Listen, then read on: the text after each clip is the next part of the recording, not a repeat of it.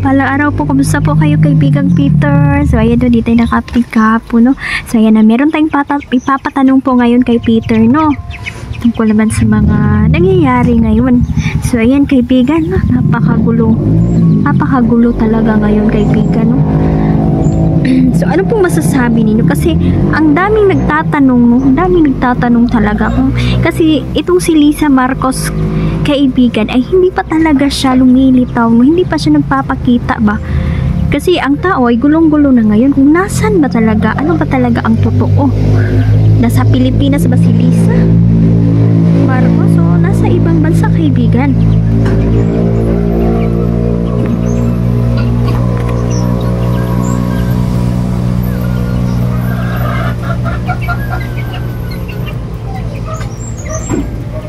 Ayan.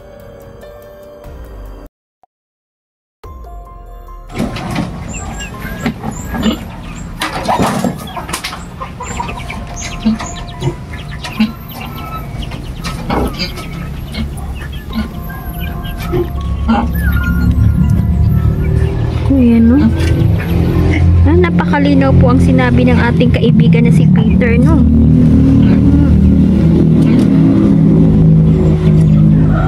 Si Lisa talaga ay nakahawag pa sa ibang bansa. Opo kaibigan, no? Sabi kaibigan, opo. Kasi posible talaga, no? May katotohanan talaga yan. Kasi nandun pa si Lisa sa ibang bansa. Kasi kung nandito siya, simple lang naman ang solusyon kaibigan, no? Para hindi magduda ang mga taong bayan, no? Pwede naman siya magpatawag ng press con, no? Si Madam Lisa, or mag-live siya sa Pinas kung andito ba talaga siya. Para makita ng tao ba na totoo talaga na wala siyang tinatago. Hindi si Claire Castro, no? Ang kanyang ipapaharap, no? Ayan, galit na galit sila sa fake news daw, kaibigan. Naku. Kaya sabi ng mga tao, sobrang galit talaga ng mga tao ngayon. Sino ba talaga ang nagsasabi ng katotohanan?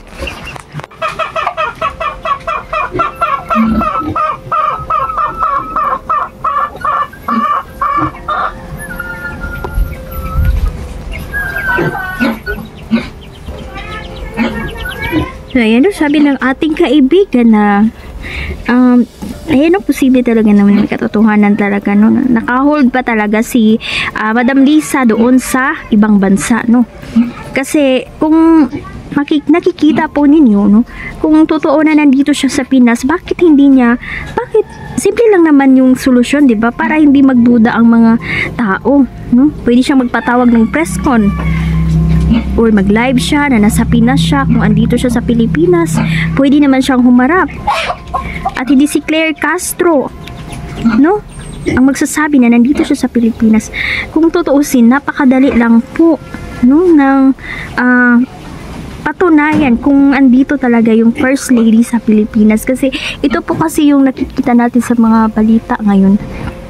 Mga haka-haka. Kasi ang tao ay sobrang gulong-gulo na, no?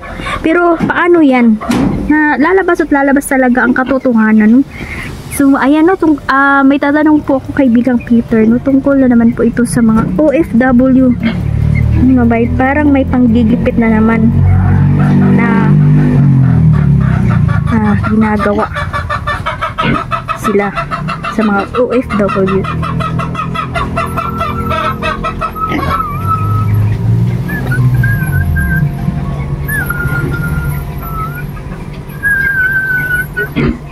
Yan, no? Grabe.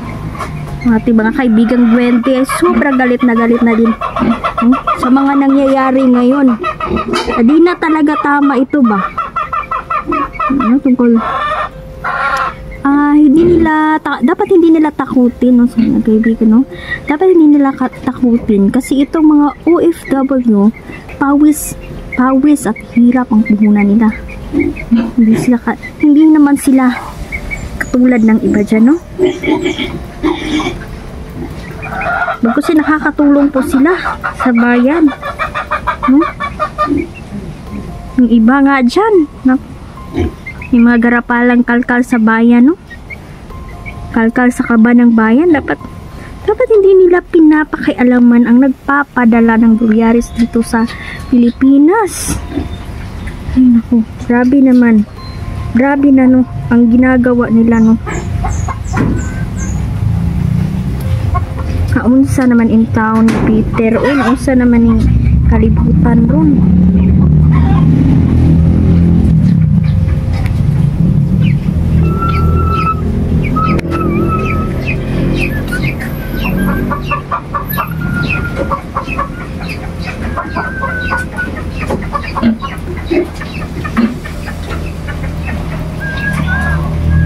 Opo, kaibigan. No? Tama.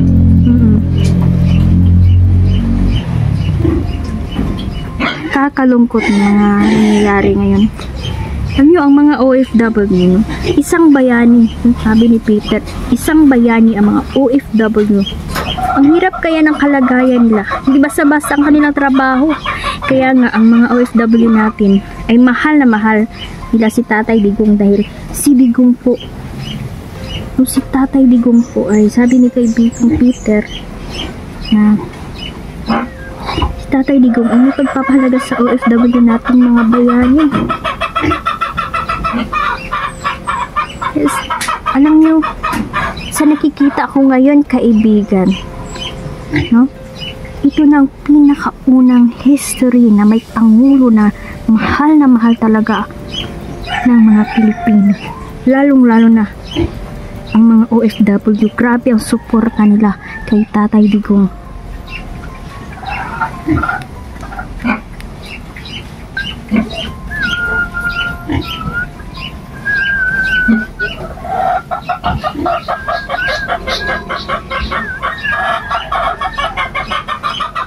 So, ayan, no? Tama. Ayan, no? Ayan, nagagalit na ang ating kaibigan, no? Kay Enrile. No? Ito talaga si Enrile, no? Napakasip-sip daw ng taong ito, no? Opo, kaibigan, tama yung sinabi mo. Ito naman daw si Enrile, wala naman daw ibang ginawa kundi sumisip. Dapat nga solusyonan para parang pinapalala lang ang sitwasyon ba. E sana, kahit sa huli-hulihan, gumawa naman siya ng kabutihan.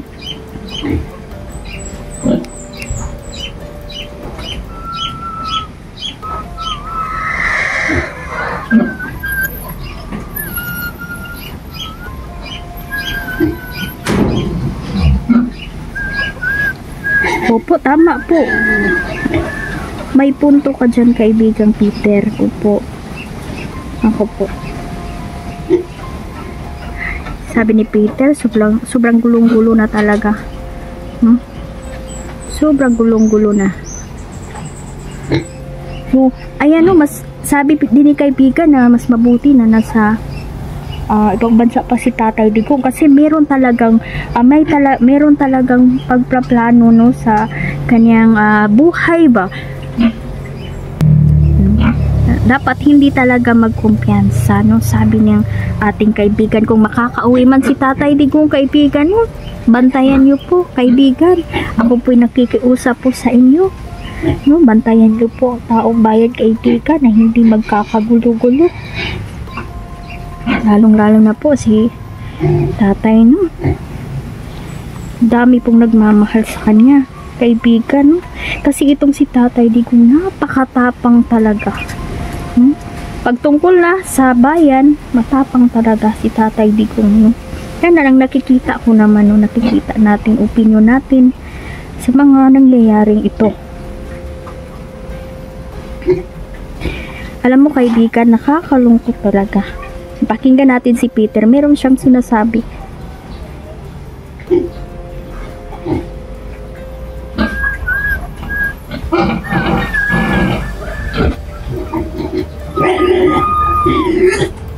Opo.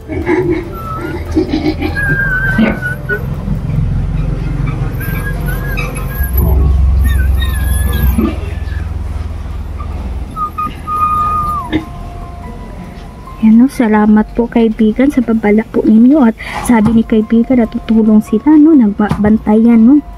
Bantayan ng ating Pangulo dahil napapaligiran ito, no? nagpapanganib at hindi lang naman ang si Pangulo, no, ang nanganganib. Meron, alam niyo sa politika, may mga pagpaplano talaga na di talaga natin kung sa kuan ba, di jud magkumpiyansa, lalong-lalo na sobrang init po talaga ng politika ngayon, no? Opo, kaibigan, no? Kakalungkot po talaga, no? Ako hindi na ako naniniwala, no, maayos pang problema ng Pinas kung ganito ang pamamalakad nila, no? Walang mangyayari. Una, bigas. Hanggang ngayon, di pa rin bumababa ang presyo. Pati didata, sardinas, di mahal na po samot. Na, kining diri sa bukid-bukid, duoy in town, no, mga kami mahirap. Duoy yun, no? Kaya marami pa rin mga Pilipino na isang kain lang talaga sa isang araw, dalawang araw. Kasi sa sobrang mahal ng bigas, hindi pa talaga bumababa. Ilang taon na po na naglingkod, no, si BBM. Sabi. So, ayan. So, sana po talaga ay ikapon mo kasing-kasing ng ating presidente, no, na maging mahinahon din po siya. No, kasi itong topic natin ngayon ay ito ang mga nakikita natin ngayon sa mga tao, no? Kung gaano ang pagsuporta nila, no, kay Tatay Digong. So, ngayon kaibigan, kumusta naman po kaya si Marcos ngayon, kaibigan? Kumusta po siya ngayon?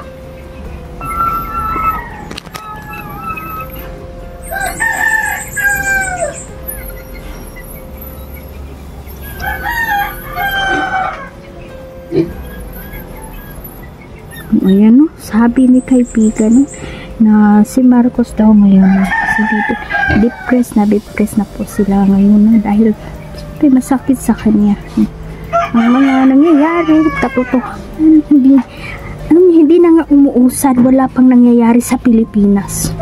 So, sabi ni kaibigan, napipiko na daw si BBM ngayon, lalong-lalo na sa mga nababalitaan niya, at wala pa si Lisa sa Pilipinas. Balisa daw ang ating Pangulo ngayon. So, sana wag siyang magpadala sa galit at damdamin niya, dahil lalo na ngayon, no, na sinisigaw ng bayan ngayon na mag-resign na siya. Opinion ko ito, sa bagay, ang taong bayan na ang nagluklok sa kanila dyan sa pwesto. Ang taong bayan din ang pwedeng magtanggal sa kanila. Opo, kaibigan, tama po. Ayan, no, mag-pray lang po tayo, no, na sana po ay maging maayos na po, no, ang takbo ng politika ngayon, no, kasi napakahirap po. Pati OFW apektado na din, no. Sana naman, no, malinawagan at sana Peter, no, sana i-touch ang mga kasing-kasing aning mga sakimbak, no, na sana konsensya naman sila sa mga ginawa nila, no, kasi ay mga tao wala nang inaasahan talaga, no, kasi sila lang naman yung nakikinabang ng pera sa bayan. Dapat gumawa na sila ng ang mali ay mali, no. So, sana hindi pa huli ang lahat, gumawa ng mabuti, no, hindi pa huli ang lahat, no. Kung mapipigilan ito, Peter, pigilan na ito. Samtang sayo pa, kaibigan. Ayan, maraming salamat, no. So, tutulong daw ang ating mga kaibigan, no. So, ayan, hanggang dito na lang po muna. Sige po, kaibigan, pahinga na po kayo. Pasensya na po kayo, medyo maingay dito kasi may mga alaga kasi kaming manok, tsaka baboy, kaya medyo maingay talaga. Ngayon, wala pang kuryente dito. Ayan, pasensya na po kayo, ha. Salamat po sa inyong suporta. Mahal na mahal po namin kayo. At sana po ay peaceful na ang bayan natin.